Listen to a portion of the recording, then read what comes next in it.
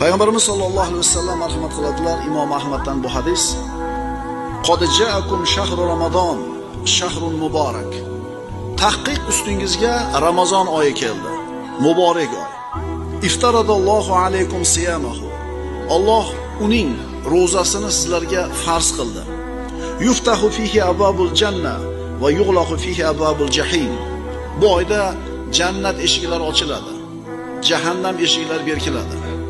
Va tughallu fihi shayatin. Shaytonlar bu oyda bog'lanadi. Fihi laylatun khayrun min alfi shahrin. Unda 1000 oydan afzal bo'lgan bir kecha bor, Qadr kechasi. Man hurima khayraha faqad hurim. Mana shunday muborak oyni xayriyatidan kim mahrum bo'lgan bo'lsa, haqiqatan mahrum bo'ldi. Ramazon muborak bo'lsin, birodarlar. Intiqib siz bilan biz xursandchilik bilan kutgan muborak oy keldi.